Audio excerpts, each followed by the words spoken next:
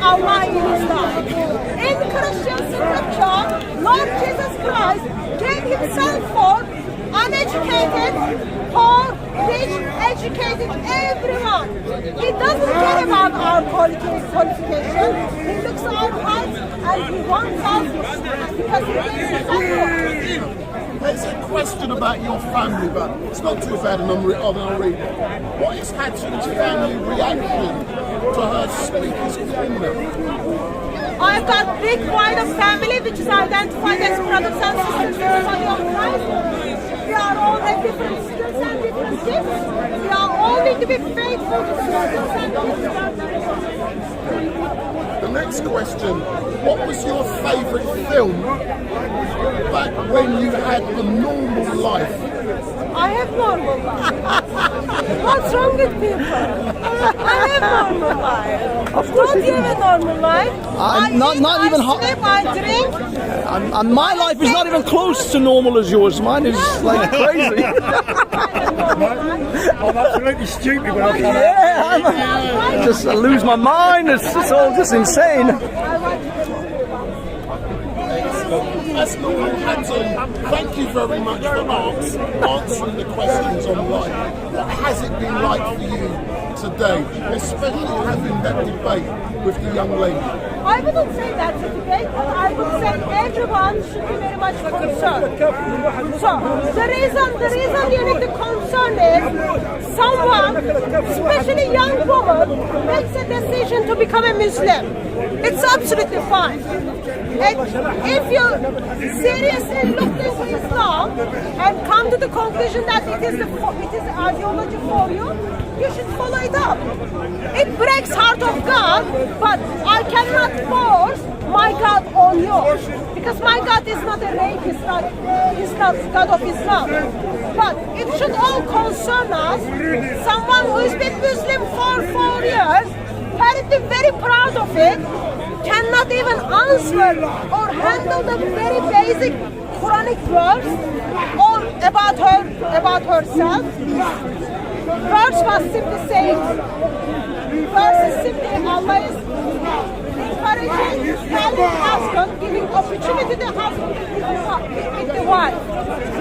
She chooses to jump around like grasshoppers and crocodiles.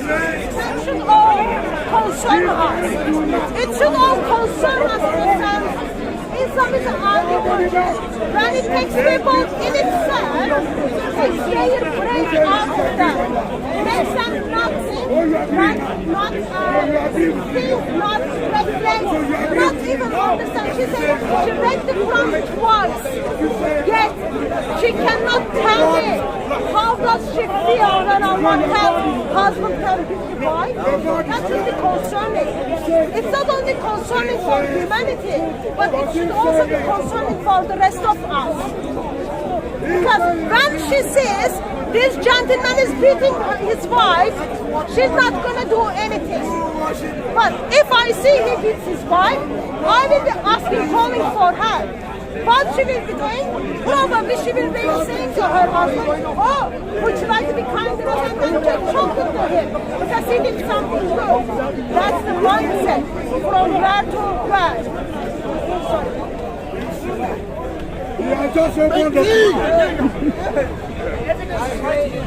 Yeah, read it then. Quran chapter 1. What does it say? What does it say? What does it say?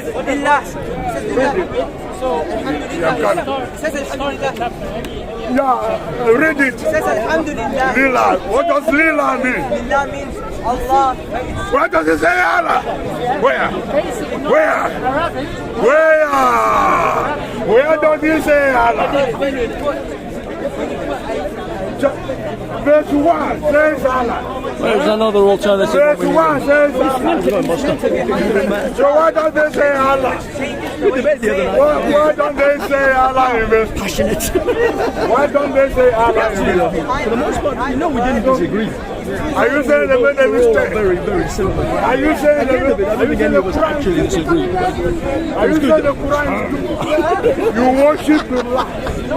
You worship Allah. behind the word. You worship Allah. Yes. Allah. Yes. Allah is God. You agree Got too with me? excited. That you worship Too excited. Allah. You worship Allah. That's what the Quran says. You worship Allah. I listened to your one with Betty. The verse says, does it say? Oh, that was or thingy. not? That was Does it say Manny. Yeah, Manny is. It say I didn't do that one. Lila means Mondays is Manny's show. Fridays is mine. Wednesdays where we do does a Allah? duet. Show me where Allah is there in that verse. Allah is Arabic. It's not saying it's English. Well, show me. Read it out. And spell it out. The word Allah there. Show me where it says Allah in verse 2. You say Lila, Dula. That is okay. Yes. Go to verse 2. Okay, go to verse 2. Go to verse 2. Go to this one here. I think he's alright. This is alright. This is calm. This Allah. This one. Yeah, is that Allah? Victor has his own style. Is that Allah? Is Lila. That's Allah. La. You worship Allah. You worship Allah. That is what it says. It says Allah. Does it say The way he goes. That is what it says. What are you on about? Giving him more energy. You worship Allah. It's the sugar rush. He doesn't need more sugar. I say Allah. You say you already agree. Imagine giving him Red Bull. Holy shit. You already agree. Don't need Does it wings, say does la? it? Does it say la? You say la? Does it say la or not? You worship la? La. Oh, Tommy.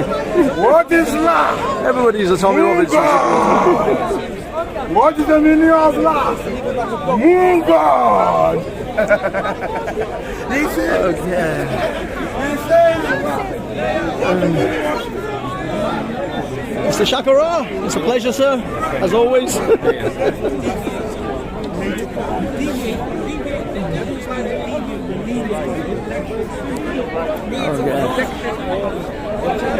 What do we have? Guys, I'm walking around. The gang is here. How are you? How are you, man? How's it going, guys? Hey, Paul. Yeah, I'm sorry. My fingers were filthy. I was touching the train and stuff. And so how are you, mate? How was life? Okay, thank you. Any more exciting things happening? Were you here early? Yeah. It's been busy, but quite calm. It's been, they're still here, but been quite a police presence most of the day. Streets, Police Oh, presence. police. Oh, all right. I haven't actually seen any police walk through. I think But they always bugger off when it gets to the dangerous. when it actually needed, when the police is actually needed, that's when they go, hey, yeah, time to go. There's been 5 or so here most of the day. Yeah? Oh, wow. I think they are still like at the back. Maybe there's some vans, I don't know. I don't see any. I don't see anything either. But yeah, I got out really late. So by the time I got here, it was like, but it's still really busy. It is, yeah. No, it's even busy. I got here, what time did I get there? 11 o'clock. And it Oh was my already God. not like this, but it's like more people than normal. Oh, there's Yanni, Mr. Experimentalist. I had a whole debate with him. Let me, thanks. So what's the thing today? Anything? Look at all these mistakes that useless people. No. That was a child. There was actually a very good anti-abortion debate with Bob today. Maybe you want to catch him, because I was thinking when I was watching, I was like, oh, you're gonna love this. Daniel will love this one. Are you? May I ask? Are you pro or pro-choice or pro-life? No, I don't think people should be given a choice. I think they should all be aborted. There is no choice. Just straight to abortion. Unless they can give a good reason why they should have the child. So now they have to have a good reason to have the child. Not to, abortion is like the default. Correct. What's the message? The message is, Don't have kids. Don't have kids. yes. Why? Why? Why would you have a child? Are you considering having a child? I have 3. Oh my God! What did you do that for? Why did you do that? What are you laughing about? Now ask him how many does he have? How many do you have? Why did you do it? How many do you have? None of your business. You asked me the question. Come on, Daddy. Well, You asked me the question. Why did you do it? You did because I was ignorant, like you were. I didn't think I'm about not it. ignorant. Yes, you know. How do you know you're not ignorant? How do you know I'm ignorant? You don't want to accuse me of ignorance. So how do you Well, know let's I'm find ignorant? out now. Why did you have them? Why did you have them? That's right. That's Why? not possible. Humanity only progresses through. Oh, so you had them to progress humanity? What do you think? You need to see a psychotherapist, my friend. You Because have I 3 can kids. tell you something. You have 3 kids. Doesn't matter what And you're I've got. trying to Doesn't preach matter. to me not to It have doesn't matter kids. whether That's I've the got 3 hypocrisy. kids. No, That's the hypocrisy. no, it's not. How? I'll tell you why. All right, I'll tell so get you rid why. of them then. Firstly, Why do you have 3? I don't deny that I'm a hypocrite in Then- many areas. Number one. Number two, it's not hypocrisy any more than it's not hypocrisy for me as a vegan to tell you should stop being involved with the meat industry, right? I spent most of my life eating meat. So, Yeah, but I came to the decision not 8 eat years, meat. 10 years ago that that's not not eat meat. okay. that's your But problem. yet you still say people should have abortions. What's that? Yes, say it. Seriously. No, I'm asking you why you had your child. You told me to continue humanity. I will continue. Not I have 3 now. Yes, I know, will it's continue terrible. even more. Who would want you I to will be go- their dad? I wouldn't want you to be my dad. Look at you. You don't know me. That's the thing I about don't you. care. I just have to look at you. This is the thing. You are deluded. You know This why? man brought 3 people into existence to continue humanity. And If he wouldn't have done that, humanity would not have continued. You not for him. absolute No, not that kind of humanity. Why did you I wouldn't wanna continue impregnate people like a you. woman? I Why? wouldn't want to continue people like you. Why? It's not like you. Exactly. Come on. Why did you got create? 3. You got 3. Why did you create children? Why did you do it? I don't create children. I can't create children. Why did you screw your wife? I can't create children. You created children No, I because you didn't. liked a bit of the old horizontal shuffle, didn't you? You liked a little bit of a pleasure.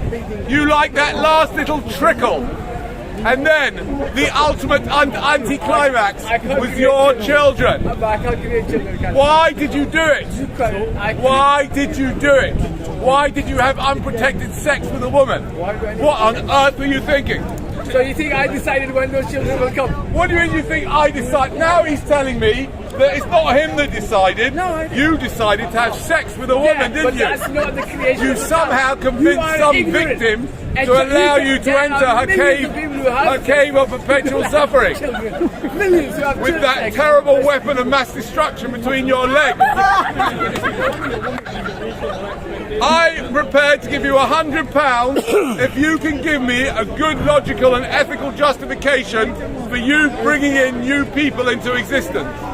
You still haven't told me why you did it. You ended up with It 3. doesn't matter Why what I you do it? did. Why did you Answer do me it? the question. How are you preaching to them You're when not you have 3 answering kids? me the question. What? Cut. It's cut. No, you don't need to do that. Just stop having sex, that's all. No, we want to chop off his. No, you don't need to chop it off. You can have a vasectomy. He wants it. You need to have a vasectomy. Have you had a vasectomy? 3 children. So what? Now, ladies and gentlemen, whether I've got 3 children or not, I want to share with you a very important logical fallacy. You cannot think straight, you cannot critically think unless you know logical fallacies. The logical fallacy, the fact that I have created 3 children, is irrelevant. It's called an ad hominem attack. I am presenting an argument here. Whether I myself lived up to the argument in the past or even in the current is irrelevant to the argument. No, it isn't, because it shows your Yes, it is. hypocrisy. No, it doesn't. Of course Because it does. Because when I You're had a the children, hypocrite. I had never heard. When I had the children, Sorry? Exactly. but to be a hypocrite about it, to be a hypocrite about it devalues his argument. I'm a vegan. Because he's saying, do as I say, not as I do. Eating meat. That doesn't mean I can't advocate for veganism now. Even if I ate meat, I could. I could still believe but you're still a that it's hypocrite wrong about to it. eat meat So you preaching and about not other be able people to not stop killing myself. is kind of an off thing. It's okay. It's irrelevant whether I'm a hypocrite or not. And by the way, It's still hypocritical. It's still violently hypocritical. But what they do come up with is all sorts of things that their own DNA is producing in them, because your DNA is running your life. Your DNA is trying to get you to reproduce.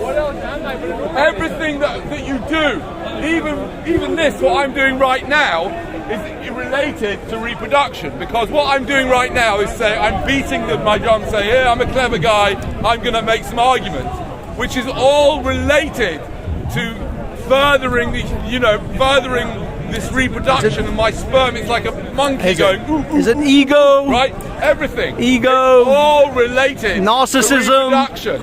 Okay? Wanting people to love you. I'll give you £100 if you can give me a good, logical and ethical explanation and justification for you reproducing. Is anybody here, are you considering reproducing, sir? Any stage? No. High five. Have you had a vasectomy? Why not? You need to get yourself a vasectomy as soon as possible. They're free on the NHS. Why haven't you got yours? Have you had a vasectomy? Why not? What do you mean you want to have children?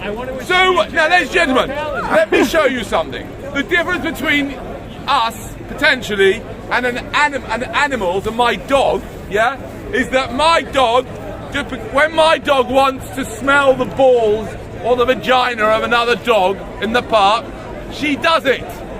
She does whatever she wants. The difference between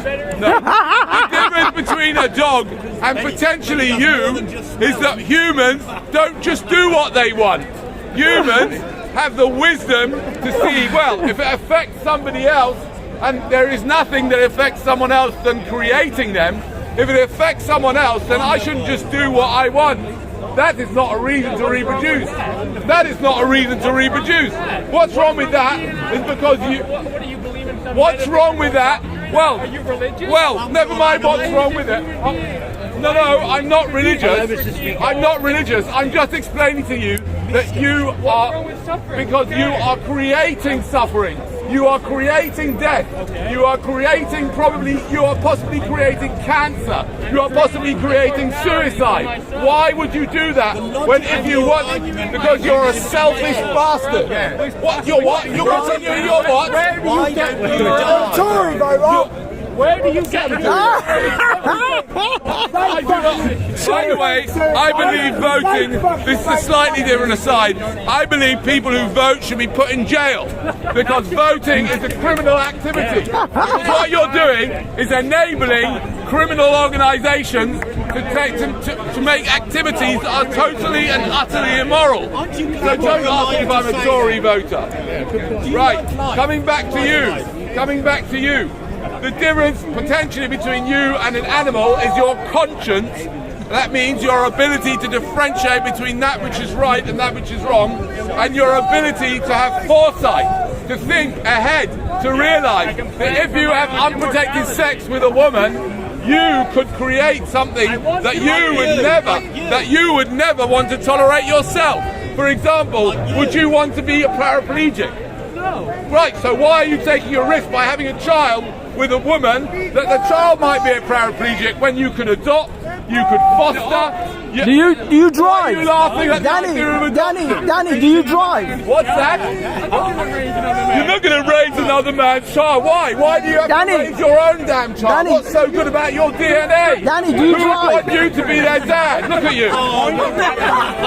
Seriously, I would not want you to be my dad. No way, not a chance. I've got standards. Danny, do you drive? Do you drive a car? I drive? What's that got to do with anything? Well, you just said about paraplegics. paraplegics? Do you drive a car? Yes, I do drive a Do you? car. Why do you want to be a paraplegic? Why do I want to be a paraplegic? There's a difference between driving a car. You know how many people become disabled by car accidents every year? You are contributing to the ratios of car accidents every year. I remember, I'm going to introduce you to the most important part of my speech, right? What I'm about to do, most of what I say, you're going to completely ignore because of your cognitive biases. Yeah? I'm going to demonstrate now is a technique which can really change your life if you do it on a regular basis for 30 days, right? What I'm going to do is I'm going to close my eyes and I'm going to count to something between 30 and 60 before I respond to his point that if I drive a car, I might also turn someone into a paraplegic. Yes. Keep your eyes completely shut. I think you're I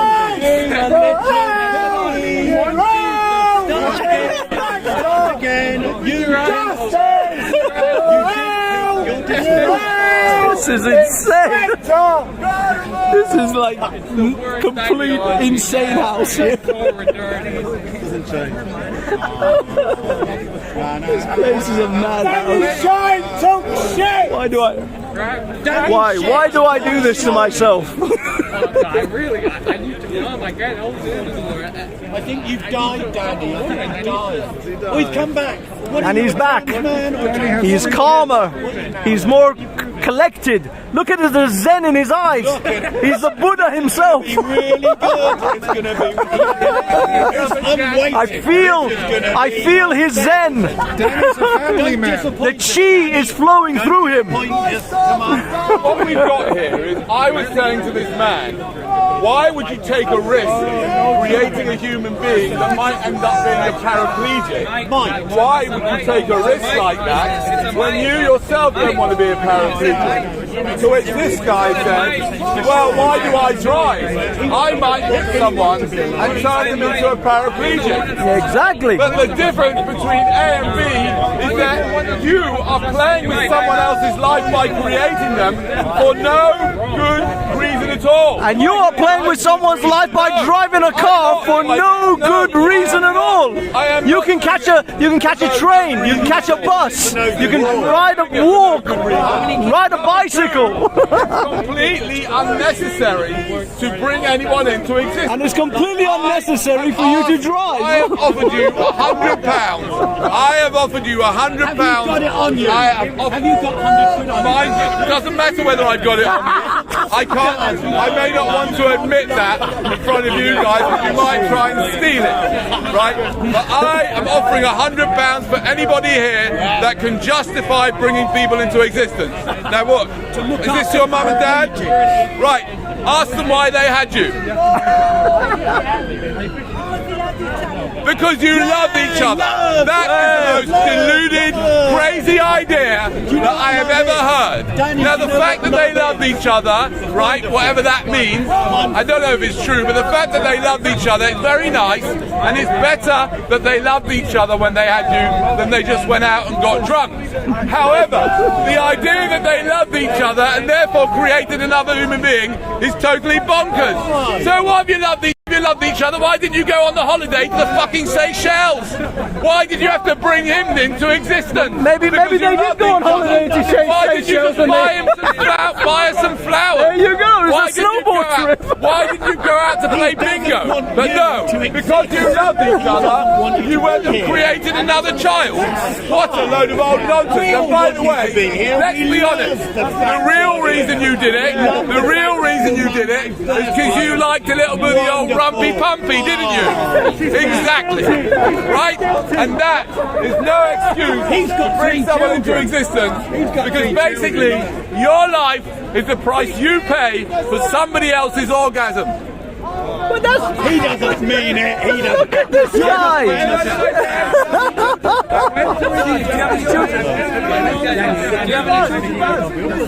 Very glad I said it. And he laughs. You do. Do I love them? I care about them. Now, ladies and gentlemen, before you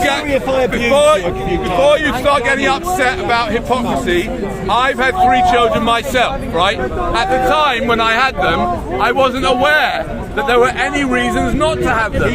But now I realise that there are many reasons not to have them, and I've apologised to them for bringing them into existence because I should never have done it. I try and make their lives, but it's not always possible to do that. I believe, by the way, really nuts.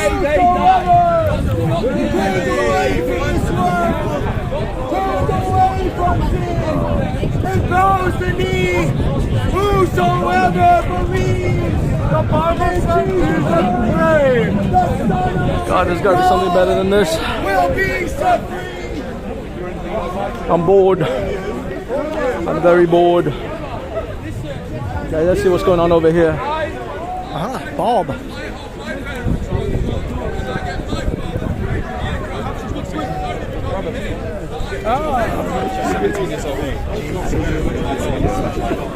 I've seen some of your debates. Very good. It's a fair counter.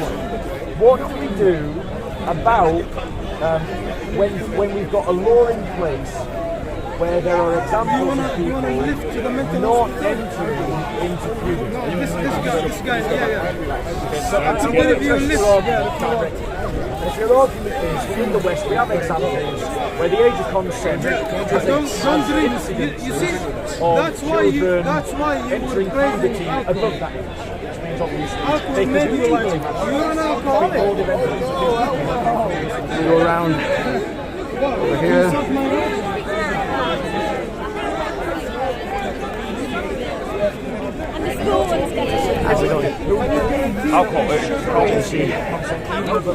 Sorry.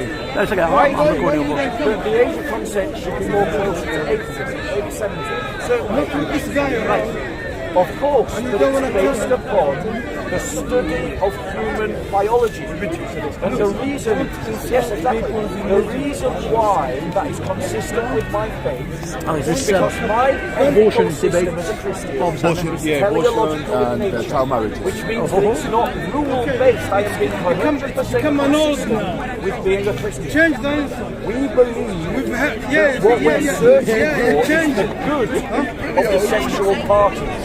And the good of the sexual parties is to ensure that in as many cases, with the exception of some extreme medical conditions, that they are in a position mentally and physically to have sex. Whereas what you're arguing is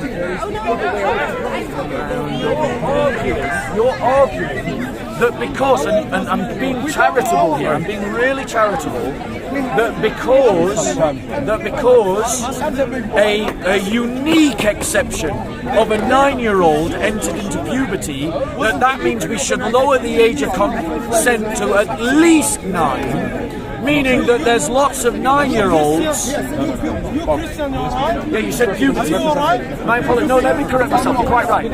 You're right. I'm going to correct myself. You said that they had to have puberty. But the problem with that is that people enter physical puberty before they have mental capacity. But as I said, when it comes to marriage, Islamically, it's not just the condition of puberty.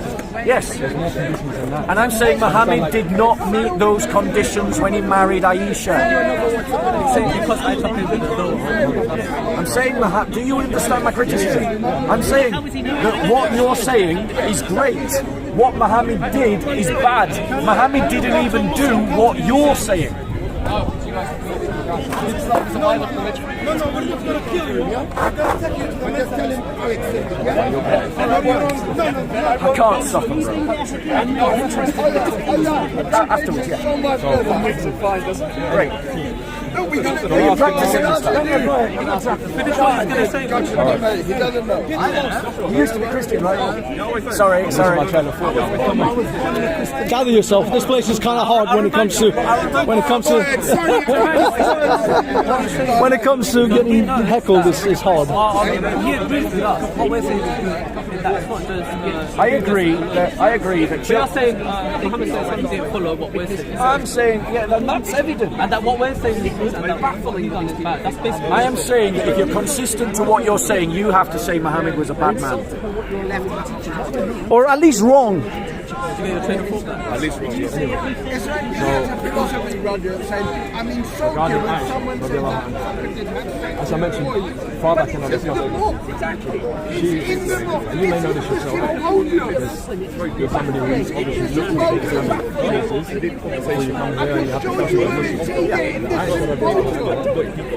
She's pretty good of the most when it comes to narration. She narrated not the most, not the second or third after the narration. At what age? At what age? At what age did she narrate all these hadiths? Various ages. Do you No. know? She's not standing next, for example, she could be standing next to Essentially, did all the hadiths all at one specific age. No. I'm saying she did the hadith narrations mainly after Muhammad died. It's growing nicely. Listen, if you go to London, when Muhammad died, and let me know, like what you did the other day. drinks. No, yeah, all that. Well, I saw your live stream the other day. I was in Central. Yeah, I don't mind just coming out here. Not for like money or anything. Yeah, chill out. And I saw you so confident talking to people. I don't mind. Message me on.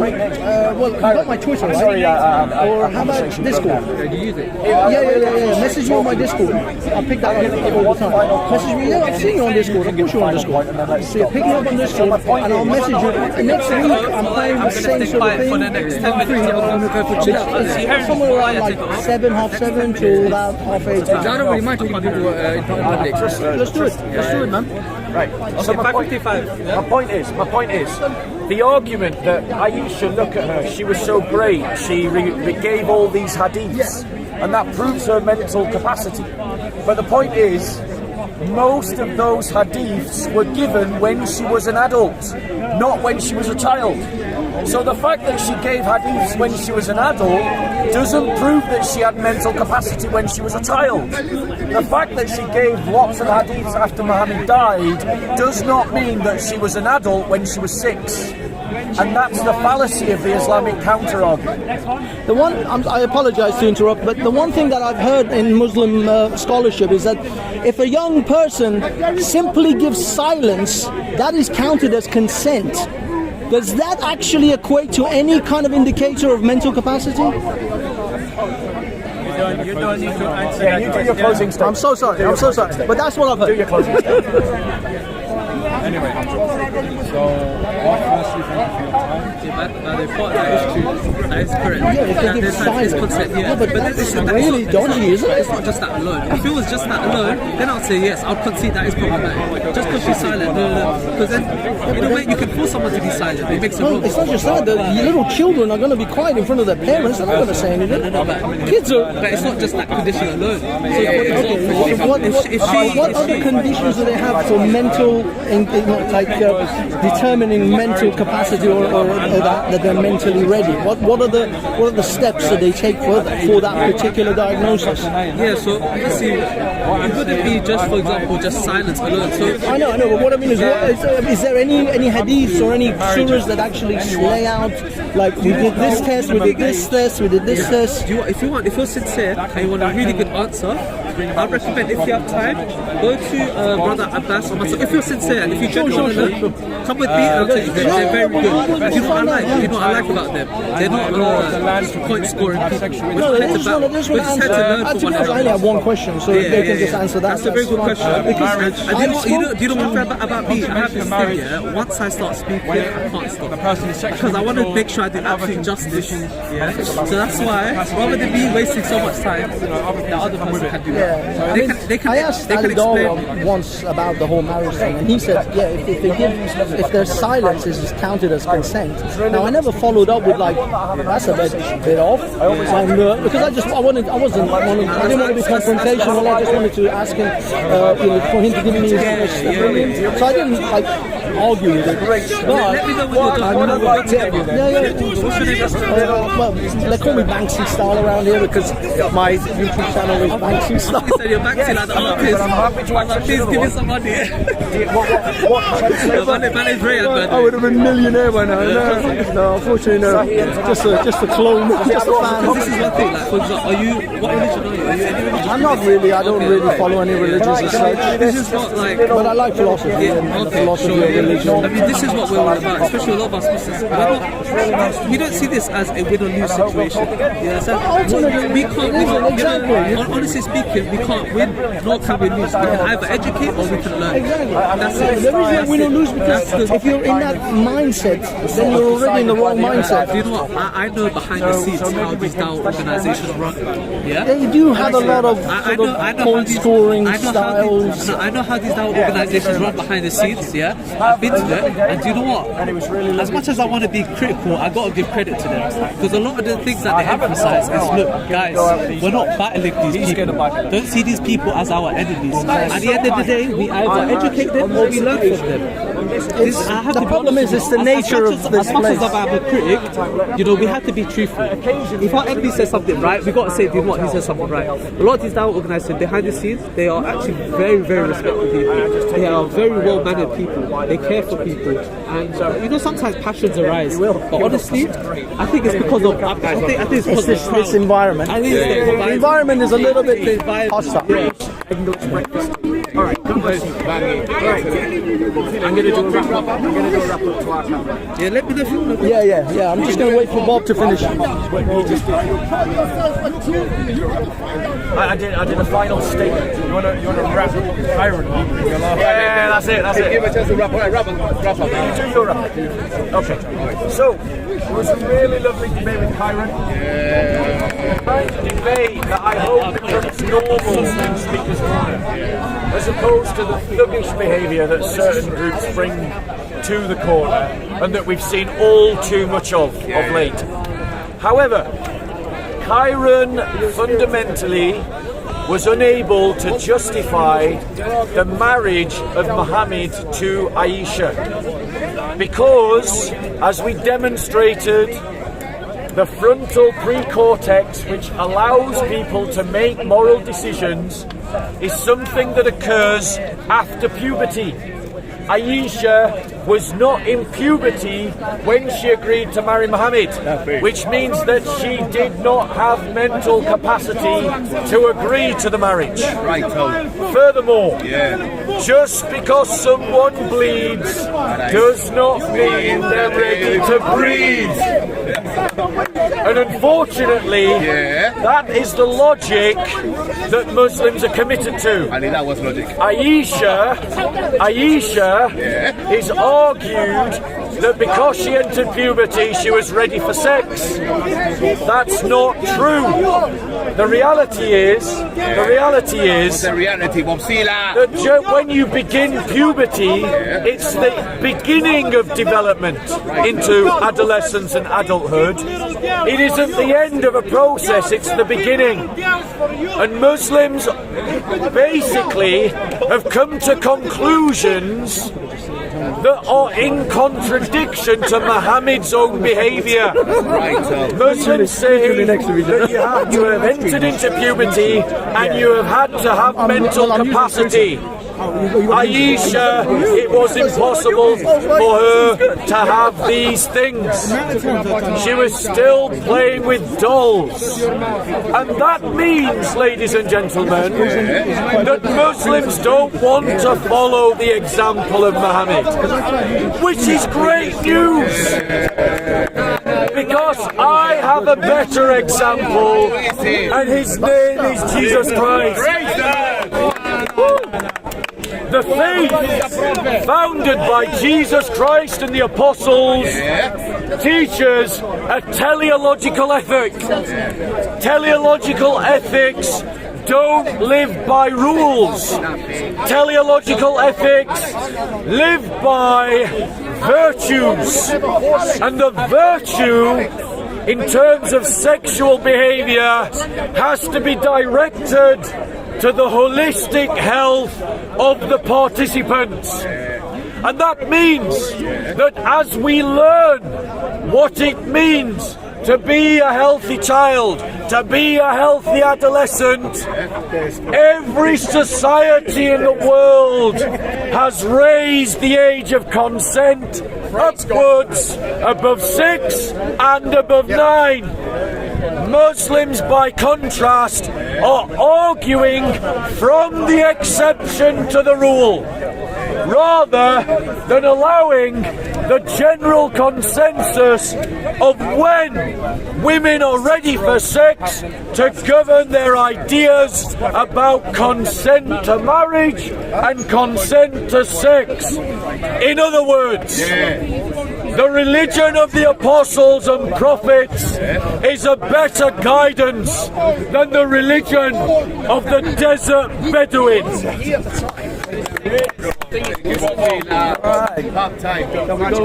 Did you have any questions that you wanted to ask? I think you're going to go with him somewhere. I'm gonna ask about this. How do Muslims ascertain whether a 6-year-old or a 9-year-old is cognitively ready to marriage? I don't know if there is any steps or any kind of analysis that they do. Let's just be clear. When you look at all the literature connected to Aisha, there is zero evidence in that literature to demonstrate that she had mental capacity at 6 years old to agree to marrying a 54-year-old man. That's what we're going to find out. There's no evidence. The fact that she's said to be playing with dolls tells you she was still a child. Furthermore, the fact that Muslims are arguing that she narrated all these hadiths ignores the fact, and that because she narrated these hadiths, she had mental capacity, ignores the fact that she narrated those hadiths when she was an adult, not when she was a child. So one doesn't prove the other. But can I interject with that particular point, though? I think the reason Muslims say that she was one of Islam's greatest scholars is not necessarily to say that she wrote those hadiths when she was an adult, but to indicate that she was incredibly intelligent for her time and her people and her age. Let's just grant that she was incredibly intelligent. She was an incredibly intelligent adult, not an incredibly elegant child. Yeah, but that's the thing. That's what they're trying to. It's a non sequitur logic. Yeah, I know, but it doesn't work. Maybe that's what they're trying to do. Just because I'm an intelligent adult doesn't mean that I was an intelligent child. I had dyslexia. I couldn't even spell my own name until I was 8. Yeah, I struggled. Oh my God. I'm sorry. That's all good. But the thing is, because I'm an intelligent man now doesn't prove that I was an intelligent child. It doesn't follow. Interesting. Okay, let's go find out from. Okay, we're going to find out how Islam ascertains the mental faculties of a child. Hello, gentlemen. Hi. We've just been listening to Bob have a debate about Aisha and the age of marriage and all that. Now, the main contention is that a lot of Muslims say that Are you with Bob? No, I'm not. I know Bob. I'm not with him in any sort of group sort of sense. But the main thing was. Are you recording? Sorry? Are you recording? Yeah, I'm sorry. Yeah, this is live. But do you mind? No. Yeah, okay. But I still want to ask the question. They want to know how did the Muslims at the time determine the mental capability of an individual to know that they are mentally ready for marriage?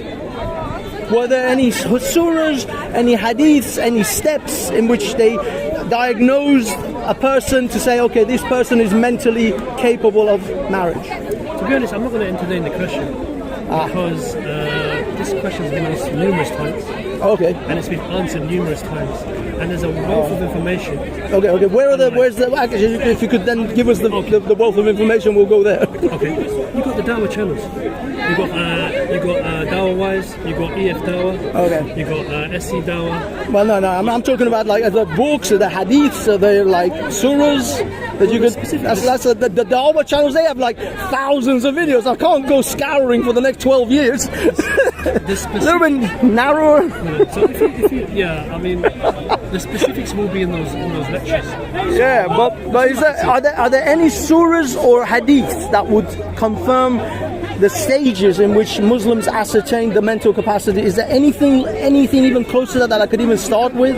Well, I could say one thing. I could say, there are hadiths of the Prophet, so they're narrated, or Aisha herself, who narrated hadiths regarding him approaching her parents and her parents approving. No, but that's not ascertaining the mental capacity. I thought, yes. I mean, this will be more of a general thing where they say, okay, if you want to marry this person, are you gonna accept what I'm gonna say? Oh yeah, sure. No, I just wondered. Those are not really what I was thinking about. That was the thing. Well, then that's not. So there isn't any direct. There is. So there are direct steps. No, there are hadiths that the Aisha's parents approved of her being married off to the Prophet. Oh yeah. But what I mean is there are no direct hadiths to give me the steps. No, we don't need to go into all of that. But all I can say is that there are hadiths. There's clear hadiths that the parents of Aisha accepted the marriage of the Prophet to her. But that's not my question, though, is it? That's not really what I'm asking. But then that would indicate they acknowledge that she's mentally ready. That doesn't, yeah, but that doesn't prove that she's mentally ready. They just think that she's mentally. So really, what you're saying to me is, if the parents say it's okay, then it's okay. Well, at the time, because of the culture and so there is no real definitive way of ascertaining a mental readiness. Personally, I wouldn't know the details that you're looking for. Well, I mean, right now, if we want to ascertain psychology of a child, right, we usually have series of steps in psychology where they can ascertain. My colleague Abbas. Hello, Mr. Abbas. How are you, sir? Sorry, we've been talking. Okay, I'll start again. Question from, we've been discussing, from Bob. or at least there was a conversation over there about how they determine a person is ready to get married. So they say it's physically, spiritually, and psychologically. Those are usually the steps that I've heard. How do Muslims at the time or even now ascertain the mental capability of a person to say that they are mentally ready? Is there any steps? Is there any hadiths? Is there any surahs? Generally, because the nikah, the marriage, is a contract with the father and the groom. Okay. So the father is the one who is the custodian of the daughter. Sure. And he's now giving that care or responsibility of care to the groom, the husband to be. So he would judge, and the family would judge, is she ready? And also, is she willing? Okay. So if she says, I don't want to get married, they should not force her. No, but the thing is, that's not really an assessment of whether she's psychologically ready. That's just them saying, we think she's ready. And we know there are plenty of bad parents who make bad calls on their kids all the time. There are parents who tell their children that they're boys when they're girls, and there are girls that are. Do you honestly think that we can really 100% trust parents to be that responsible for things like that? First of all, there are no 100% in anything. No. Even I'm willing to accept 80 to 75 to 80% certainty. We have a situation. How can we ascertain the readiness of marriage? And there are only a certain number of ways in which one can reasonably do that. Sure. One would be leave it up to the girl. Okay. So in our country, in England, girls as young as 11, 12, 9, 10 even, end up having sex. No, but we don't leave it up to the girl. That's illegal. I'm just saying. But it's still illegal. Of course it's illegal, but we know the practicalities of life. Many children the law still says well, it's did illegal. You know that your child can get contraception from its school without your consent? At 11? Even under 16? No, under 16 perhaps, but what I mean is, what is the law? Nevertheless, it's still illegal. The law is 16. But it's still illegal. I know, but the authorities make it illegal. The authorities are collaborating with, are excusing maybe with 15, 16-year-olds, they might. 14-year-old, Yeah, but the thing is, those ages there's like ambiguity. Okay. But nevertheless, the law is clear. It's illegal. But what I'm trying There's to a stop. There is a letter of the law, and there is the spirit of the law. Okay. The letter of the law is 16. Exactly. The spirit of the law clearly is not 16. So, are you saying that in Islam there is a similar sort of scenario? So what I'm trying to explain to you is that even in modern times today, Sure. there are ambiguities. Sure. There are no but it's really, I mean, 14 to 16 is the ambiguity, not 9 to 16. So what if she's late 13? Still, you think they're going to refuse her contraception? but that's, again, what I'm saying is you're now dealing with the outliers, whilst I'm dealing with 9-year-olds and 6-year-olds. I'm asking you the question. There is no ambiguity there. I'm asking you the question. Well, is there ambiguity? There is no ambiguity today in the 21st century. Sure.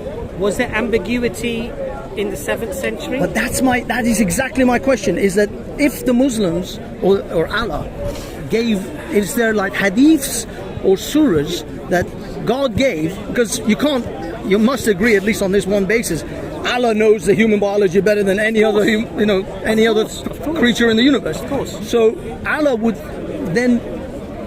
it give guidance, steps to do these steps in order to? In fact, those guidances didn't exist anywhere else. Okay, but they so where are the guidance? That's exactly what I'm after. Is the guidance. So we have the surahs, we have the guidance that the girl has to have should be ready for marriage. Okay. Marriage should be consummated once she's pubescent. So she's reached the age of puberty. These are minimum times, by the way. Sure. These are not. She should. No, but these are like, below that she can't. Yeah. Now, when we talk about ambiguity or confusion, we look at even Europe, from where, I don't know if you're from Europe yourself, but... No, I'm not, but... Okay. No. If we look at societies in Europe, that ambiguity led to girls getting married at 6 years old in England. Sure, yeah. 8 years old, 7-year-old. But these are not gods, these are people. But I'm giving you where ambiguities lead to. I know, but you're comparing apples with cameras. No, but just give me a chance. Human beings versus God. I understand. I'm not comparing them. Okay. What I'm saying to you is that in the Western Hemisphere, and in fact not just the West, I want to just single out the West. The whole world. The whole world. There was no rulings per se when it came to when a person can get married. Sure. Below which age she shouldn't get married. Sure. Islam introduced the nuances there. Now, you said to me, but how can we be certain that she is ready? Psychologically, mentally, physically. I'm only interested in the psychological because the physical is much more easier to discern. Who better to judge that scenario, that situation, than her primary carer, the one who loves her, looked after her, the mother that gave birth to her, that nurtured her? Who better to know that child better than anybody else? It would be the parents, right? But that's not a step of analysis, really. That is just... Let me just come to it. Now, what's the alternative? Psychological evaluation. By whom? By people who actually have steps and tests in which they can... Okay, but it's nothing to do with that. Like that, God could have sent all of that. No, but hold on a second. Okay, so basically you're saying psychological analysis? Yeah. Right. Would that psychological analysis change depending upon the upbringing of that child? I don't know, because again, I don't ever assume a 6-year-old in Africa. Think about that carefully. No, but a 6-year-old in Africa doesn't have a different psychological makeup to a 6-year-old in Europe. Forget 6, 9, 10, 11. Just go by the principle. Yeah. The principle of evaluation. Sure. I'm asking you a very basic question in terms of evaluation. Would the evaluation change depending upon the circumstances? Depending on the age, possibly. The upbringing. Not necessarily upbringing. Okay, I'll tell you why. Given certain age categories, I'll tell you why upbringing isn't... I'll tell you why the upbringing. Okay. Because if you've been geared in a society that at 6 or 7-year-old you're now a shepherd, you're working full time. Sure. There are no schools, there are no colleges. Your life expectancy is in the low to mid-20s. Cultural sensibilities are different. Sure. Okay? The readiness or the getting the child ready for marriage is much earlier than it is today. Not even in those societies there were 9 and 6-year-olds getting married. how do you we know have that? because we have historical evidence of people. Even 9 and 6-year-olds were the least or the minimal, the outliers. Those were not the common practice of Europeans, Chinese, Persians, Babylonians, Assyrians, Byzantines. No, these were not practices widely. When was the law changed in this country to raise the age of consent, which was 6 years old, 7 years old? Tell me. I don't know. It was like 18th maybe century or something, but it doesn't matter. But it wasn't common practice. So even in the Arabians, people say that this wasn't a common event. Whether it's a common practice or it's not a common practice is irrelevant. Okay. What's relevant is, was there a legal framework established to establish a certain age, a certain criterion before which marriage was forbidden, not allowed? What I'm trying to explain to you is that throughout human history, throughout different geographical locations, that has changed. Now, the point here is this. There's a fallacy called presentism. Of course, yeah. Presentism is looking at a particular ruling or incident and applying that retrospectively. Yes. With those spectacles, and judging something to be improper. Oh yeah. Now the reason why it's known as a fallacy is because social sciences says that you can't do that.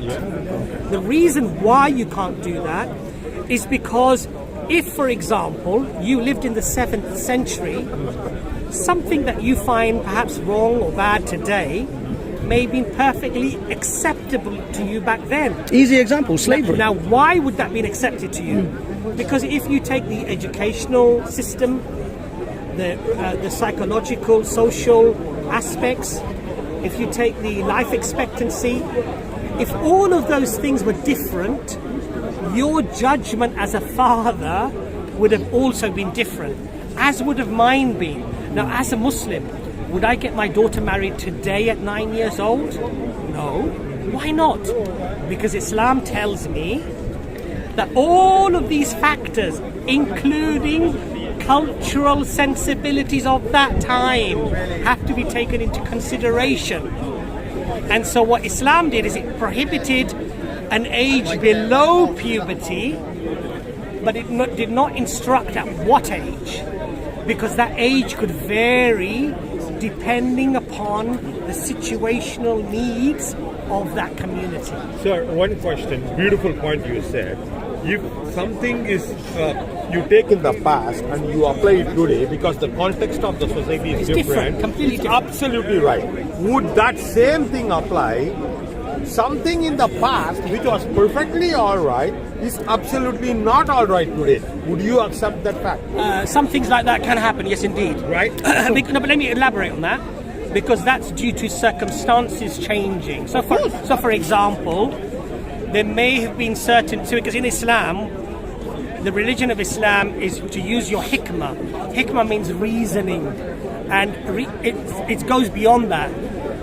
Is the outcome of what you're doing going to create a favorable, is the act going to create a favorable outcome? So something that might be halal, permissible, allowed, there may come a time when acting upon that may result, because of societal changes, may result in some harm happening maybe.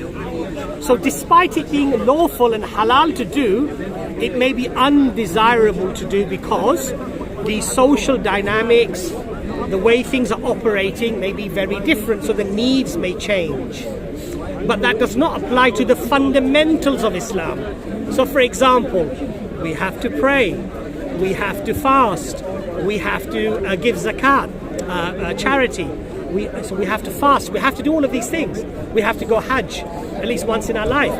Those are core foundational pillars of belief of Islam, and then there are many aspects to Islamic rulings that are highly dependent upon the social dynamics and needs of society. Sir, in that case, we are in a society where today, in this context, if the multiple gods exist, okay, in this context, in this society, if you want to embrace your neighbors, you need to accept that other gods. In that case, is it a fallacy according to Islam, or it's totally fine? Because those are fundamentals, like I just explained. Tell me that. What is and the first fundamental is La ilaha illallah Muhammadur Rasulullah. So it breaks your rules. No. What I said to you, I clarified that. I said there are some core foundational beliefs that are not open but to. Your core foundational let me belief finish. is creating a conflict. You asked me a question. He had doubts. No, hold I on. don't want you to just No, hijack the topic. I you want asked me his a doubts question. to be You asked me a answered question, right? You asked me a question, right? Don't hijack the topic. Should I respect and accept somebody who worships multiple gods? Right? Islam has certain core tenets that are not open to discussion, and there is no compromise there. And the first one is La ilaha illallah. There is nothing worthy, no deity worthy of worship except Allah, the God of Abraham, the God of Jesus, the God of Moses, the God of the Vedas. You're Hindu, right? I don't believe in God. Okay, so in the Vedas, in the most sacred Hindu scriptures, there is no likeness of God, there is no plurality. God is one, God is absolute, God is only. Islam is actually confirming what was revealed to the people before, including the Hindus, that God is one, and those are core tenets. They're not open for discussion. But Islam has a very beautiful concept where people can have a difference of opinion on certain matters based upon cultural needs and sensibilities, because those are not core tenets. You see my point? So may I just get back to my original question, because I don't think there was really any answer to that. Okay. It was just like cultural explanations about the culture at the time. And I totally agree with you that a lot of people, especially in this park, judge 7th century people by the standards of 21st century, which is a total fallacy. But my original question was, are there hadiths or surahs that lay out actual steps that assess and evaluate mental cognitive ability? So all of the things that I mentioned to you are in hadith. I know, but those are not mental cognitive analysis. They are just simply, you simply said to me that parents know best. That was your real summed up conclusion. I think the problem that you're struggling with is you're looking at a psychological analysis of how we would analyze it today, and you're saying that there should be some equivalence to that in the 7th century. And what I'm trying to explain to you is that to have a fixed age of consent, I think is wrong. Okay. No, let me just explain to you why. Because some girls today are not ready at 16. Exactly. Sure. Some girls today are not ready at 18. Yeah. Some girls are not ready at the age of 21. Mentally. Quite frankly. Yeah. And what Islam would do is the parent would say, my love, you know, you have special needs and you have certain problems and you have certain things. I don't think you're really ready, even at 19 or 18, to be getting married. You need to just wait a little bit longer. We need to help you through that process. However, if she is ready, and as Muslims, we have to respect the law of the land. So we're living in England, and in England, the minimum age of marriage is, I think, 16 or 18. 16, I think, with consent of parents. Yeah. And then 18 without consent. So we would have to respect the law of the land. But at 16, I could say to my daughter, Beta, you know what, I think you're not ready. I'd like you to wait a little bit longer because of these reasons, these issues. Sure. Now, is that going to be, am I going to send her to a psychologist to get that analysis done? Well, the thing is, to be honest with you, because... And in fact, most parents, even today, are not going to do that. Yeah, but it's not that. That's not the point. The point is that, for example, in this modern era, now we've come to another age where there's other things where parents can consent to, which I'm sure you would not find desirable. A parent can say that my boy, at the age of 10, can have puberty blockers, can have genital surgery and become a woman, but before he is 13 and become a female at 13 or whatever. Do you think that those parents have the right to make those decisions for those children? Well, unfortunately, we live in an era where the parents are not making those decisions. those decisions are being made for them. No, by no. A society. lot of parents are actually saying no. But that's the thing. I'm taking the same standards, cultural, societal, and parental consent of a scenario in which a parent can choose a permanent act for their child. But I can't. And can you honestly say that is wrong? No, but I can't speak for non-Muslims, can I? No. But can you say that is fundamentally right or wrong? Can you on principle say that is right or wrong? How does one judge right or wrong?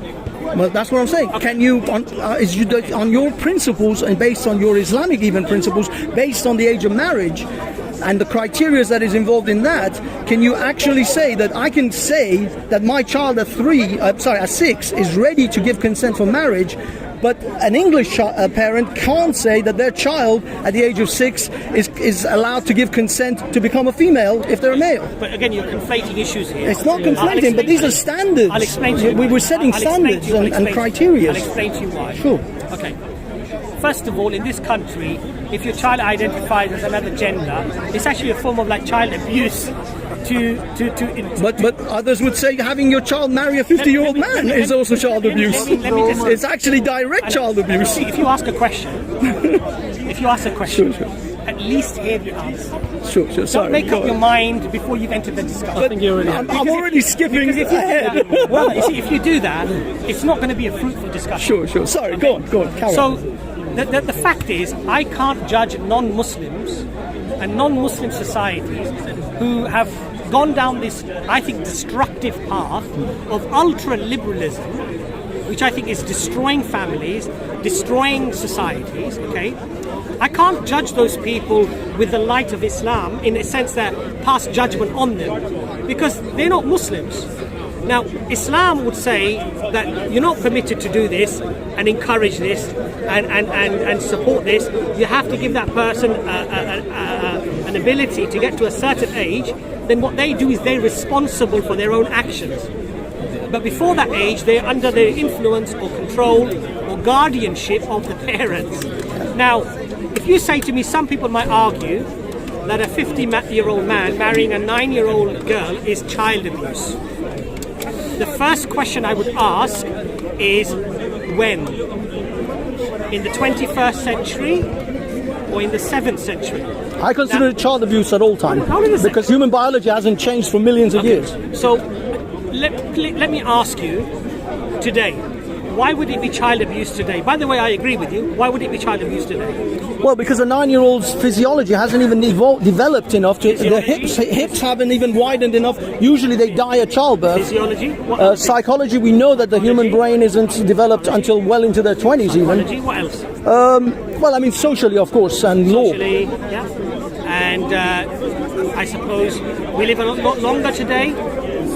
Technology has allowed us to live longer, so we don't need to have babies so early. Right? Sure. Average life expectancy is like 80 years. We're not living in perpetual war where famine, war, pestilence. Very, very young. Although we have had a bit of a pestilence. Okay. So because of all of these factors, you are now saying that it potentially child abuse. That child is not ready for marriage. Okay, I agree with you.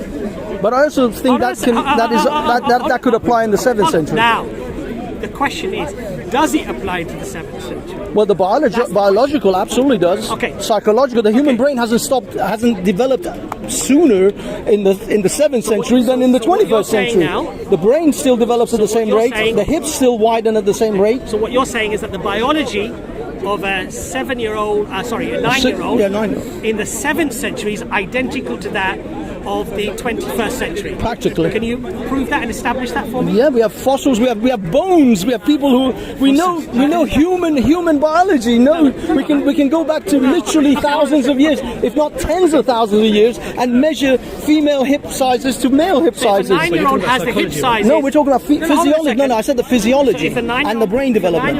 This is all biology. If a 9-year-old has a hip size of a 15-year-old, is it okay then?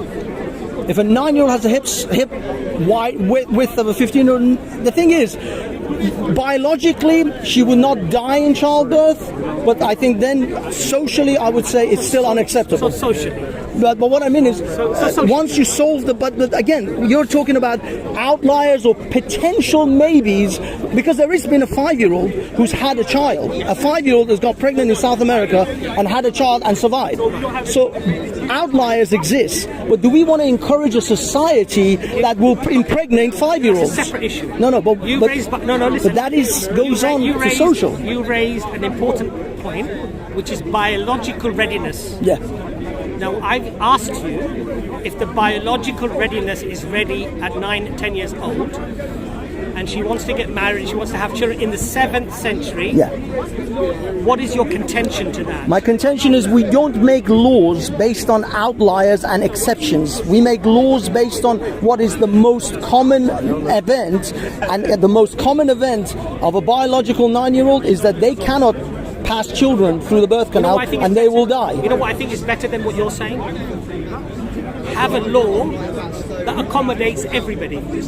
No. Not just a law that accommodates certain women, certain girls. So for example, if a girl living in the 7th century, physically, emotionally, and she's ready, and she wants to partake in sexual relations, she wants to have children, she wants to get married, according to you, she should be forced not to get married. Yeah.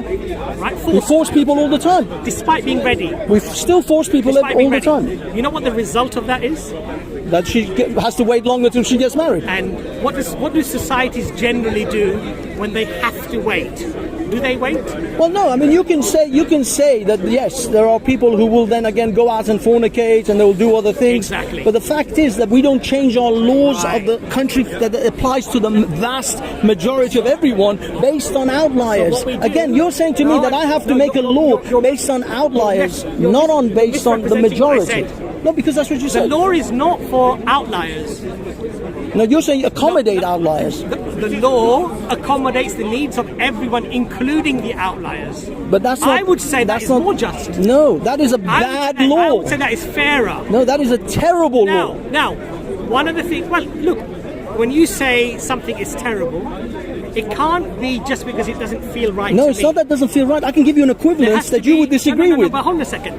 There has to be some logic and reason behind your finding something reprehensible. Exactly. Yeah, and I can explain that. If you say biology, and then I explain to you that first of all, you claim that girls were exactly the same in the 7th century as they are in the 21st century. And they still are. That would have to be established. That's the first thing. They still are. Secondly, if the biology is about hip sizes and giving birth, then I explain to you that what about the outliers, a girl that develops very quickly. Again, we don't make laws based on outliers. Okay. We make laws based on the most common event and occurrence. You are trying to make an outlier to be the focal point of creating laws within a society. You're doing the exact opposite. What you're doing actually is saying that we're not going to accommodate the outliers. No. We don't care about the outliers. We don't. All we care about is what makes us feel good. No, we care about what creates a better, harmonious and less sexually perverse society. Let's basic perverse. Okay, let's cut the chaff. Let's get to the meat, the bones of the argument. What age of consent should it be in the 7th century? In the 7th century, I personally think that there was a lot of different countries who established different ages. I still disagree with the lower end of like 10 years old. I think every age, from what I understand, if I want to superimpose my ideas of the 21st century, 18 is absolutely across the board. Okay. And that is what the world is adopting right now. Even in the 7th century? Whichever age, the human biology hasn't changed between 1500 years ago to now. 1500 years ago, human biology has barely changed. I'll ask the doctor about the readiness. But we know, for example, that girls reach the age of puberty in hot climates faster than in cold climates. It doesn't matter. So we know that their hips doesn't widen faster. Their brains doesn't develop quicker. But you see, this is the problem that you have, because your argument is just going back ignoring everything I've said to you. No, I understand the social aspects, and I understand the parental consent aspect, but they are You're saying 18 fallacies. across the board, right? I think absolutely. Okay. What was the life expectancy in medieval? It doesn't matter. It doesn't matter. What was the life expectancy? Yeah, but what's got to do with that end? I'm asking you a question. What was the life expectancy? But life expectancy at the other end doesn't matter. I know about maybe 40 years old, 30 years old, maybe even 20. Much younger. Bring up life Well, I'd say about 30. So that was one of the reasons why people married early. Because before your child would have been 7 or 8 years old, the chances were, if you got any type of infection, urinary infection or whatever, you would have been dead. It still doesn't matter. There's no antibiotics, It makes no difference. there's no cure. It doesn't make any difference to child readiness for reproduction. Doctor, Imran. Hello. Because you're a doctor, I think you might actually put some more medicine. He's a doctor of medicine. You want to see the No, I'm happy. Okay. I'm glad you accept that. Yeah? So what the brother is saying here, first of all, he's saying that the physiology of a child in 7th century Arabia is identical to the physiology of modern women in the 21st century. That's the first claim he's making. The second claim he made was that biologically, i.e. the hips, are not ready to accommodate childbirth. I said, what if a girl develops early and her skeletal structure actually is of much older girls, for example, 15 or whatever. Could you possibly elaborate? We're talking about essentially age of marriage and why at 9 years old or 6 years. Well, I mean, my initial contention was that 6-year-olds can't cognitively give any consent of any sort, especially when it comes to life-affirming decisions like marriage. In this day and age, we've got things like sex change operations, so on and so forth. I don't think children can consent to any of those sort of scenarios. But what we moved on to was that in the 7th century, what would be the appropriate age of consent for a person in the 7th century, especially a girl? So the flaw is in the question. So the how was marriage established is not an age. Okay, but what is the appropriate age of reproduction? Again, you have to take the age out of the question. Because that's what everyone focuses on, and they lose the big picture. Okay. So this has nothing to do with age. The age is the problem. I understand this because we're looking back and we're thinking, 6, 9. But the question is, was the criteria for marriage an age? That's the question. So there was, and the answer to that is no. No, they didn't have It was one. never an age.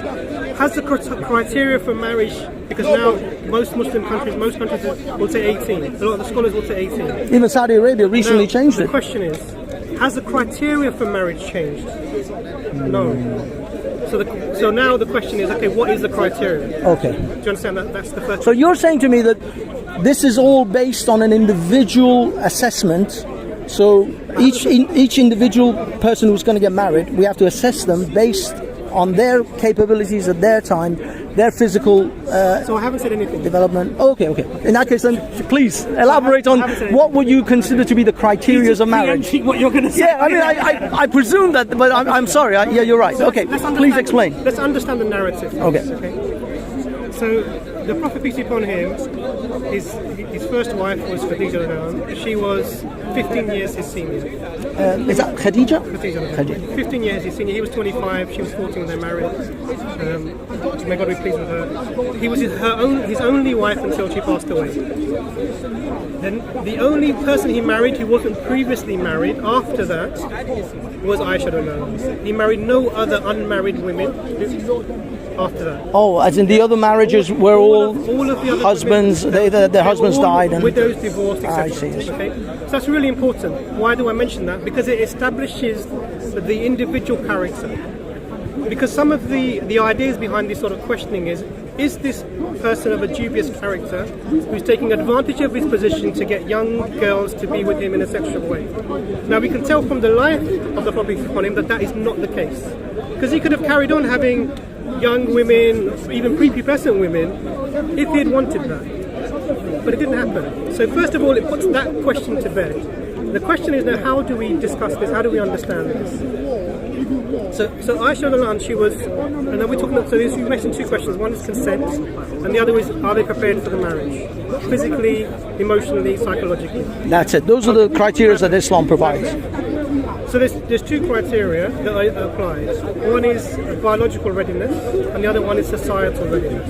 There are some verses in the Quran that talk about you allowing the orphan girls to become mature before you give them their inheritance, along these lines. And this is explaining that a part of your ability to be a functioning adult within the society, what you need to have is what the society considers to be a societal maturity.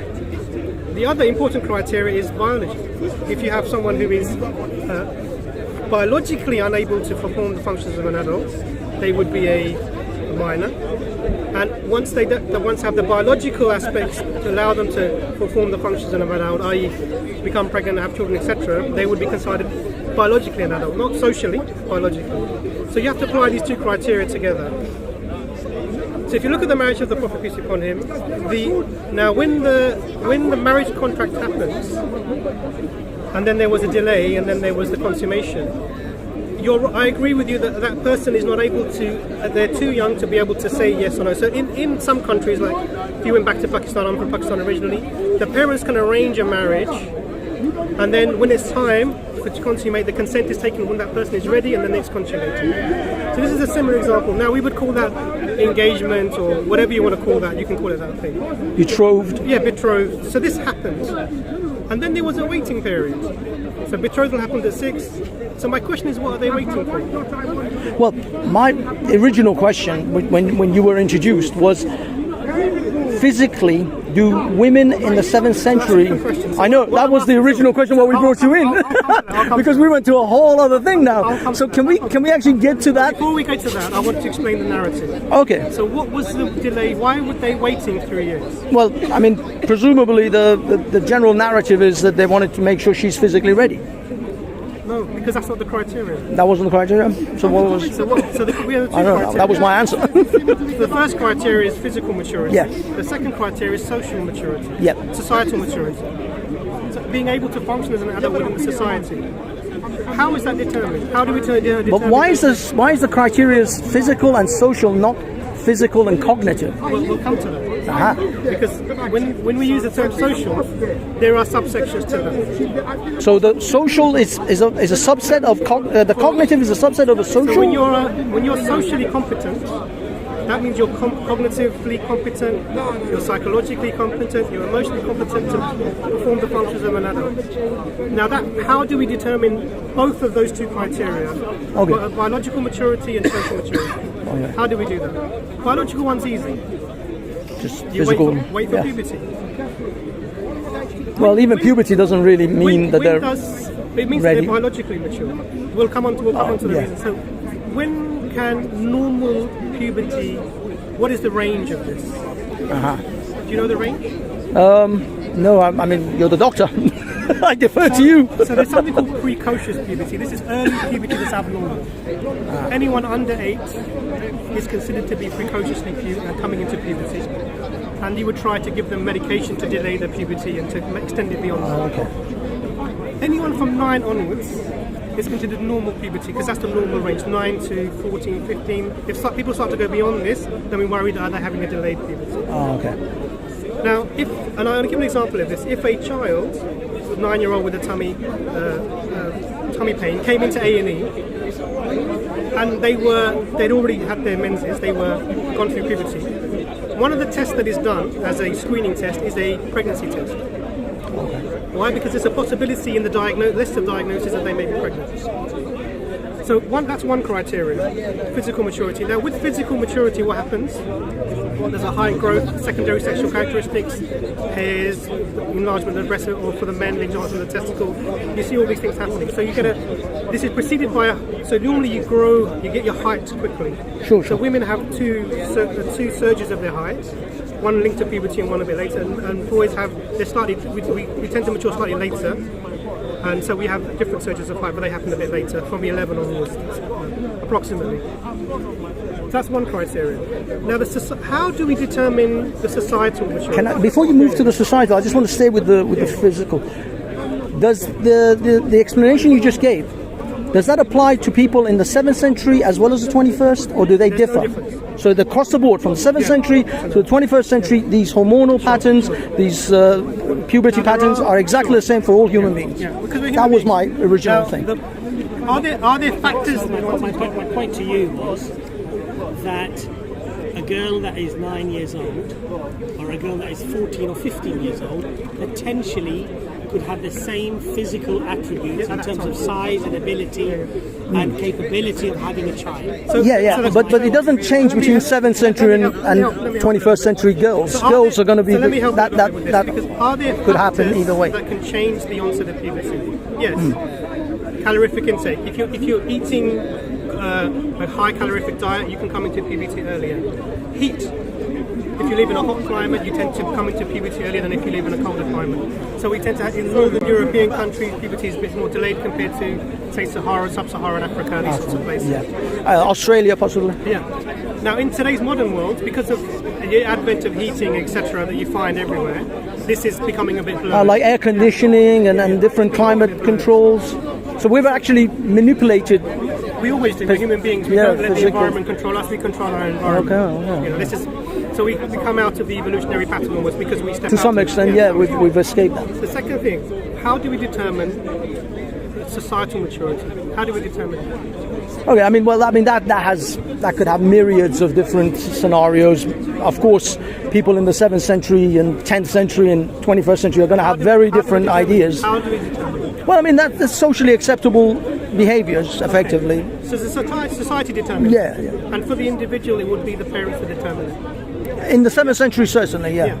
And even in our society, we have this thing. So I've met 25-year-olds that I think they're probably not suitable. They're not ready for marriage. Sure. Physically, everything's there. Mentally and emotionally, cognitively, they're not there. It's just, I use that same criterion of the parent because I think the parent analysis is quite faulty. And I use that analogy by saying, right now, there are parents who consent to having their daughters change into boys and their sons change into girls. Just because parents decide that that's okay, I don't think that that's necessarily okay. So if you go to Iowa in America, Iowa, there is a Christian community there. And the law within that state is that, if I remember correctly, Iowa, I think it is Iowa, that if you have parental consent, there is no age limit or. Oh, there's no age limit at all. Yeah. So you over there, even today. Yeah. I think I saw the documentary. There are maybe 200.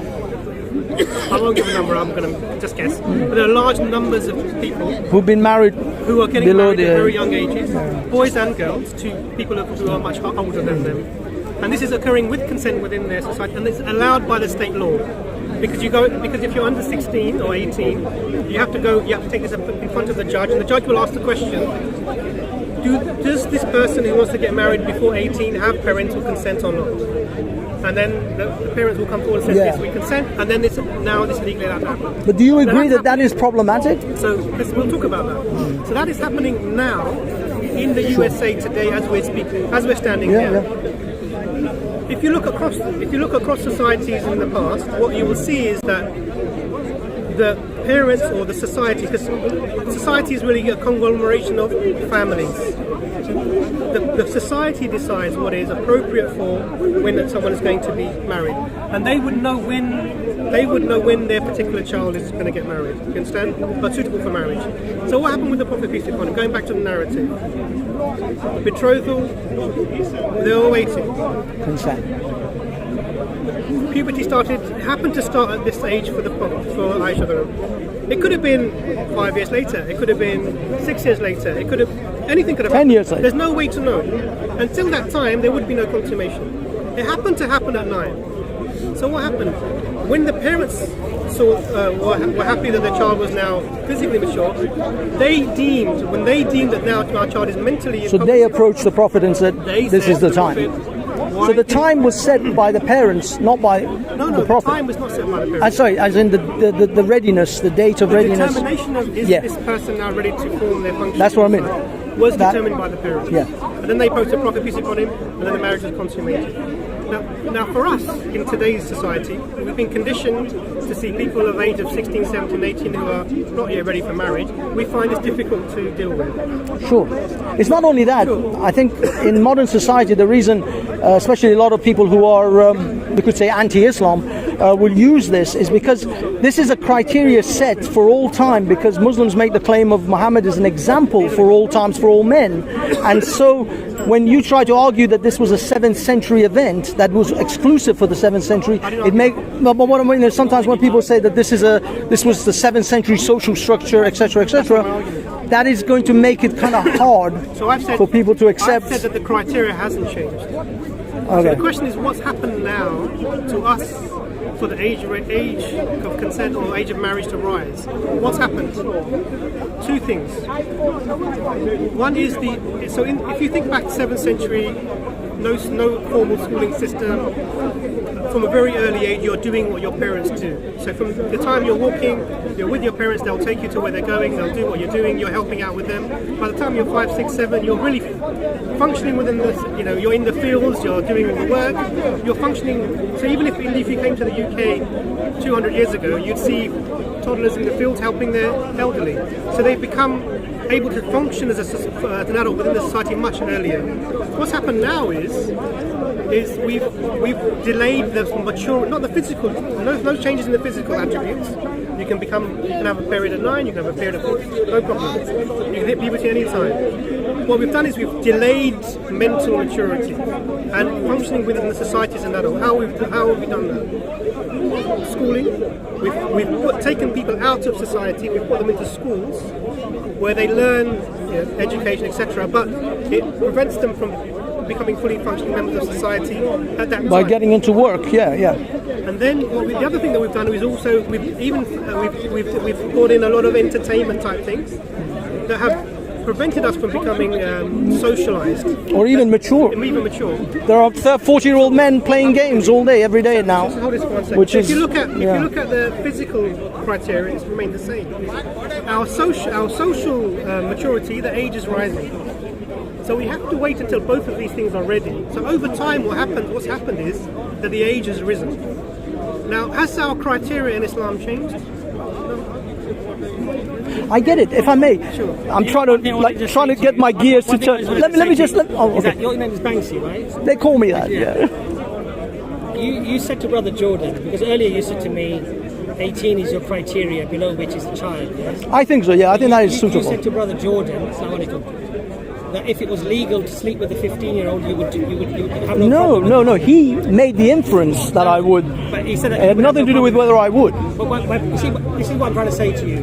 One thing I'm very happy about is that we've had a cordial discussion. It was lovely, yeah, thank you. I think what we shouldn't do is target like Brother Jordan or say things about his sister and things like that. I think that is deplorable. The thing is, brother, that was just I'm just saying mocking, but she was online. No, but I think that's deplorable because that's fine. As an Islamic point of view, you're better than that. As a Muslim, this was 2018. But as a Muslim, I would never disrespect somebody's sister because they accepted Islam.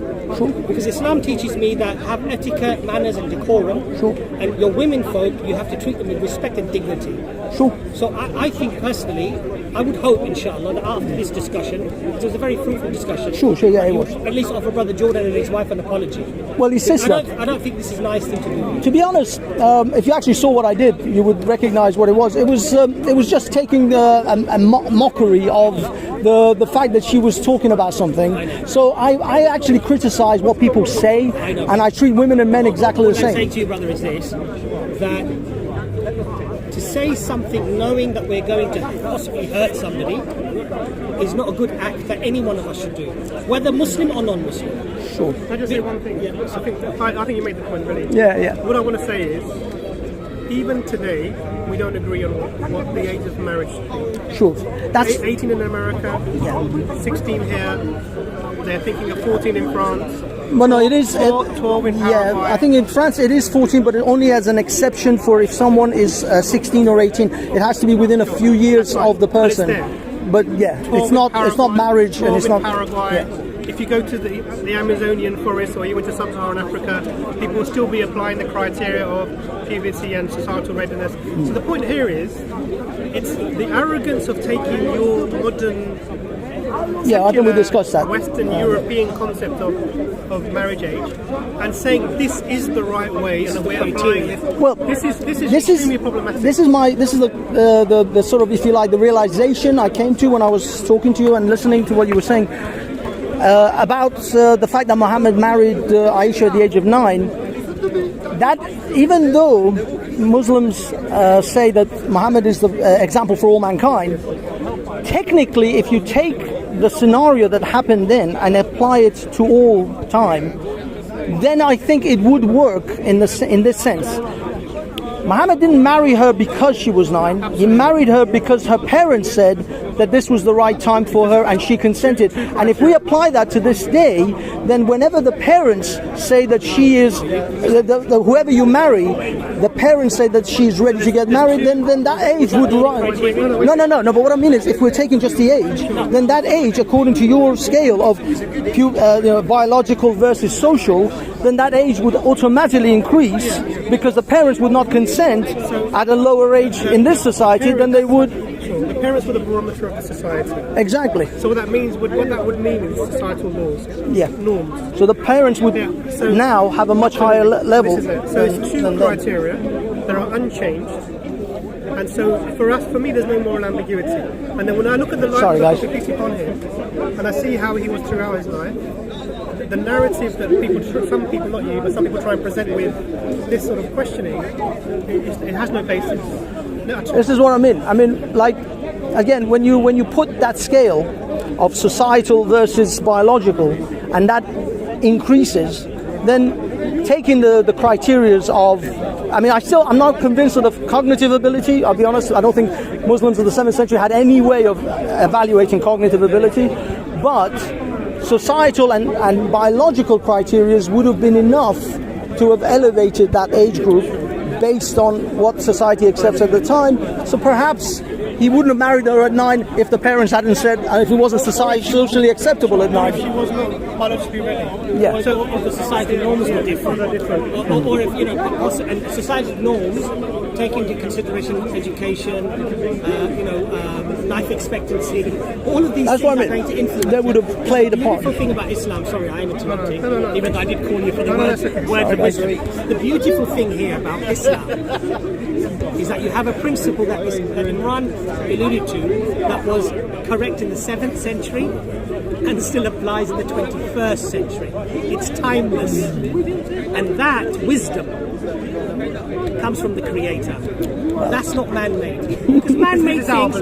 I know, of course. Well, because man-made... I'm not going to believe that. Man-made things are often very time-related. They don't often transfer very easily throughout time, societal changes, and all of the things that we've discussed. But that's the wisdom of Islam. Sure. And it gives you a criteria that can be applied in the 7th century, and that same criteria can be applied in the 21st century. At one time, 9-year-old can be acceptable, and at another time, 16 or 18 might not be acceptable. That's the beauty. May I? Now, I don't want to. This is not about Islam. This is about the people who follow Islam.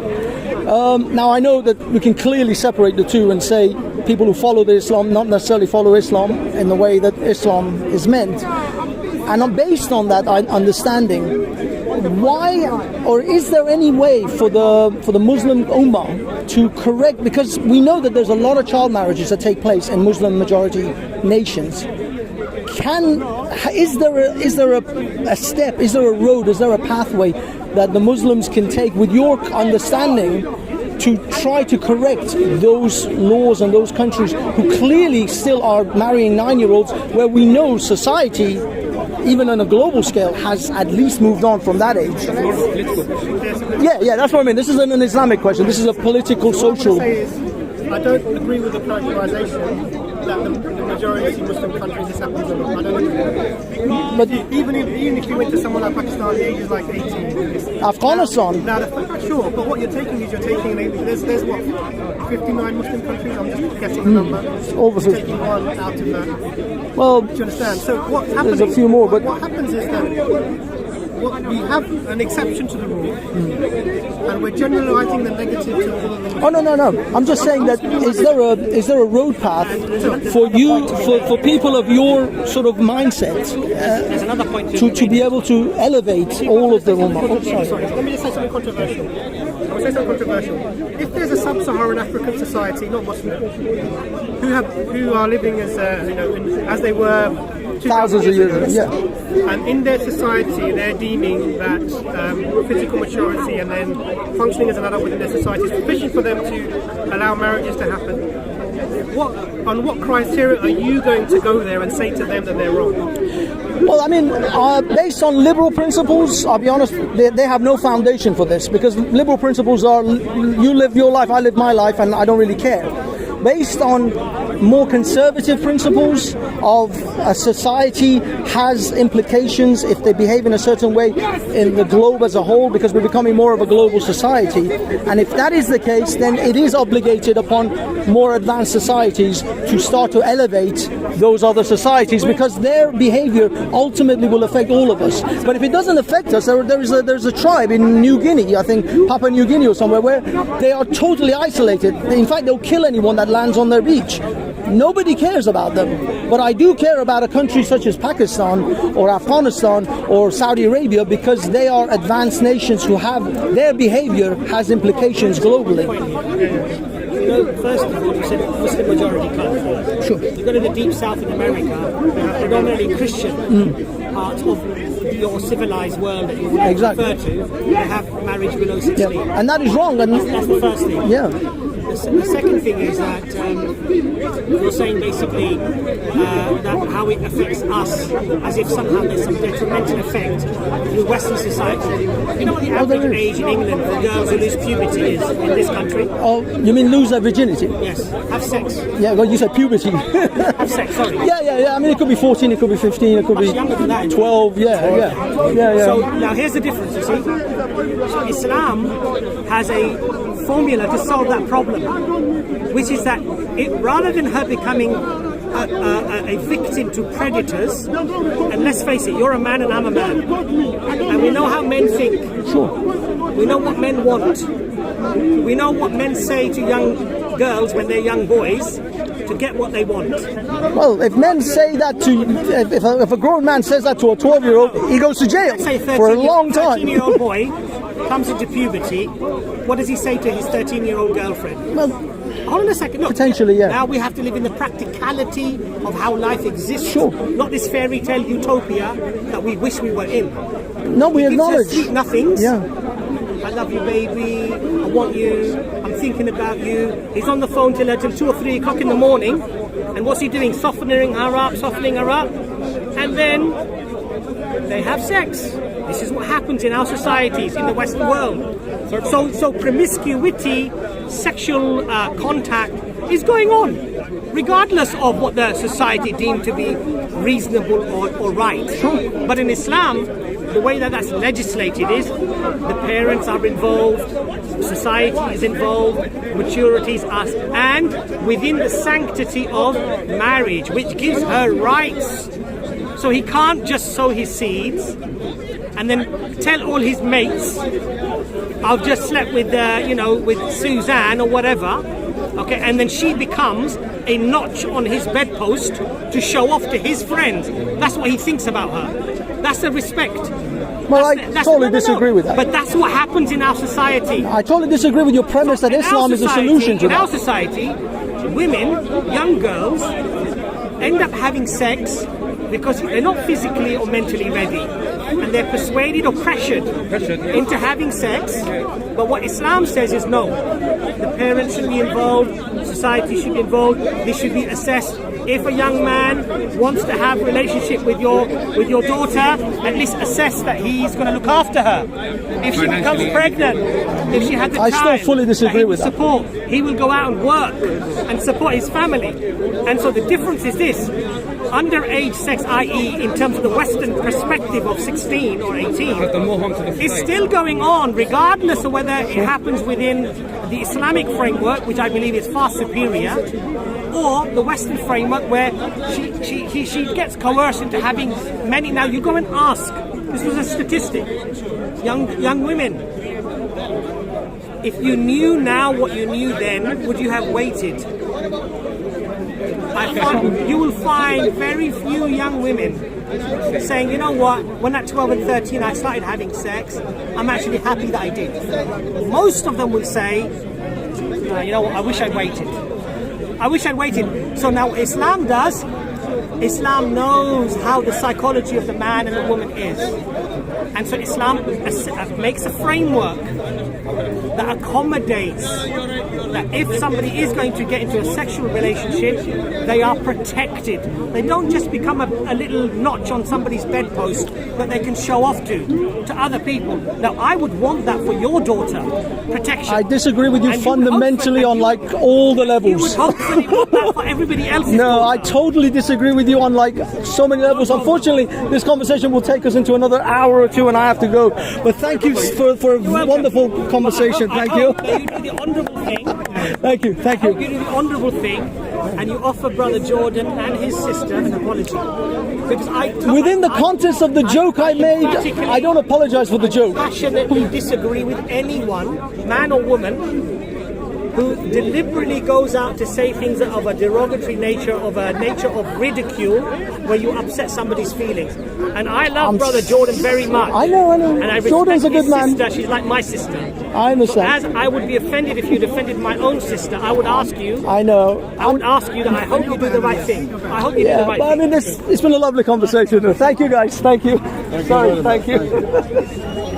That's a gentleman. Thank you. It's been a pleasure. Thank you. It was a very fruitful conversation. Thank you. Indeed, yeah. Thank you.